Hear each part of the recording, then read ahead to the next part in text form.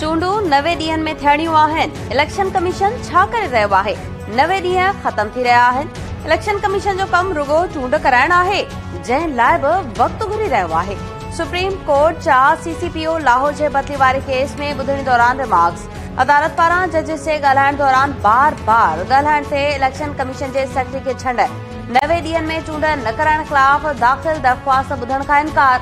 अदालत सीसीपीओ लाहौर गुलाम महमूद डोगर जी बदली रोके छॾी। चीफ जस्टिस साहब से इल्तिजा करता हूं कि आपके कंधों के ऊपर बहुत बड़ी जिम्मेदारी है। इस इदारे को किसी किस्म के तनाज़े से बालातर रखना हर पाकिस्तानी शहरी की ख्वाहिश है। ये टेप्स जो आई हैं, ये मामूली टेप्स नहीं है।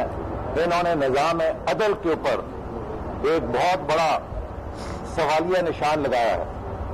अगर ये झूठी है तो जिसने ये सवाल लगाया है उसे करार वाकई सजा मिलनी चाहिए, और अगर ये सच्ची है तो फिर मैं समझता हूं कि इस टेप के किरदारों को अपने इस किरदार के लिए जवाबदेह होना चाहिए। परवेज़ इलाही जे मुबैना ऑडियो अदल ऐं इंसाफ़ जे निज़ाम ते वॾो सवाल आहे। चीफ जस्टिस खे अपील आहे त नोटिस वठी जांच कराए। ऑडियो कहिड़ी आहे त वायरल कंदड़ खे सज़ा मिले? सची आहे त ऑडियो में मौजूद किरदारनि खे जवाब ॾियणु घुर्जे। वफ़ाक़ी वज़ीर अहसन इक़बाल चयो त मैच फिक्सिंग पार केस फिक्सिंग जूं ॻाल्हियूं साम्हूं अचनि पयूं। सुप्रीम कोर्ट जे बेतौक़ीरी थींदी त मुल्क लाइ नुक़सान हूंदो। इमरान ख़ान कहिड़े सुलेमानी टोपी पाती आहे जो मुल्क सां खेॾण बावजूद खेसि कुझु नथो चयो वञे? लाहौर हाई कोर्ट पीटीआई जे 43 मेंबर्स पारां क़ौमी असेंबली स्पीकर जो इस्तीफ़ा मंज़ूर करण वारो नोटिफिकेशन मुअतल करण जी इस्तदा रद्द करे छॾी। अदालत पारां स्पीकर ऐं ॿियनि खे नोटिस जारी। 7 मार्च ते जवाब तलब। दरख़्वास्त में इस्तीफ़ा मंज़ूर करण वारो क़दम चैलेंज कयो वियो आहे। कारकुननि खे जेल भरण लाइ चवंदड़ इमरान पाण कुएं जीअं ॿिर में लिखियो वेठो आहे। कारकुननि खे जमा पार्क पहुचण जा आवाज़ ॾेई रहियो आहे।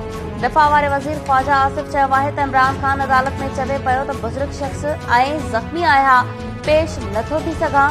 संदसि साथी 2 ॾींहनि में जी जेल ते बि रोई रहिया आहिनि। आज़म नज़ीर तारड़ चयो आहे त इमरान ख़ान पाण जेल वञण बदिरां कारकुननि खे जेल भरियो तहरीक लाइ भड़काए रहियो आहे। इमरान पहिरीं पाण जेल वञे।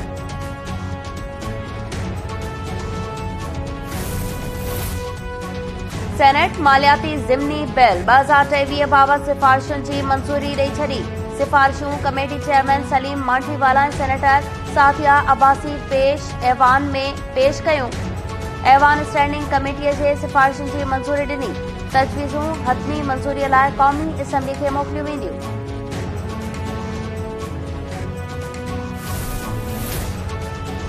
कराची, हैदराबाद ऐं लाड़काने खां पोइ पीपल्स बस सर्विस सखर में बि हलंदी। पीपल्स बस सर्विस जे इफ़्तिताह जूं तयारियूं मुकमल। 10 बसिस रोड़ी पहुचायूं वयूं। सिंध पंजाब दंग ते पंजाब जे कोट सब्सल पुलिस जो मुबैना मुक़ाबिलो 3 शकीरो हारी मारिजी विया। पुलिस जो चवणु आहे त ॻुझे इत्तला ते कार्रवाई कई। फायरिंग जी ॾेवट दौरान 3 जवाबदार मारिजी विया।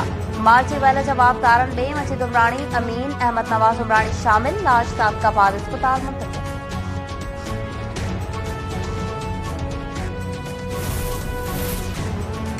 सिक्योरिटी फोर्सेस जो ॾखण वज़ीरिस्तान में ऑपरेशन। आबखाती बमबार मारिजी वियो। तर्जुमान मूजिब ॻुझे इत्तला ते सिपकई वारे इलाइक़े में ऑपरेशन कयो वियो। ऑपरेशन दौरान आबखाती जैकेट फाटण सबबि आबखाती बमबार रहमान मैसूर उर्फ नेकर मारिजी वियो।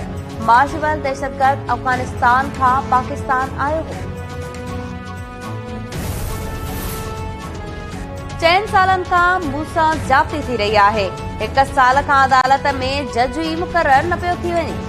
सिंध असेंबलीअ जे स्पीकर आगा सिराज दुरानी चयो त केस कीअं ख़तम थींदा? 1 साल खां अदालत में जज ई नाहे। मुंहिंजो रुगो मीडिया ट्रायल थी रहियो आहे। आगा सिराज दुरानी ख़िलाफ़ केस जी ॿुधणी मुलतवी।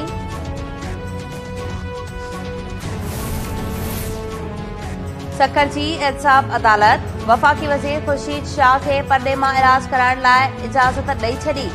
अदालत आमदनी खां वधीक असां सां ठाहिण वारे रेफरेंस जी ॿुधणी 6 मार्च ताईं मुलतवी करे छॾी।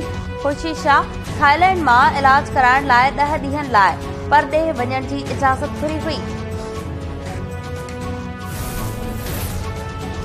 लाहौर हाईकोर्ट जो अॻूणो जज मलिक क़यूम लाॾाणो करे वियो। मलिक क़यूम कुझु अरसे खां बीमार हो। Malik Qayoom supreme court bar जो सदर ऐं अटॉर्नी जनरल बि रहियो।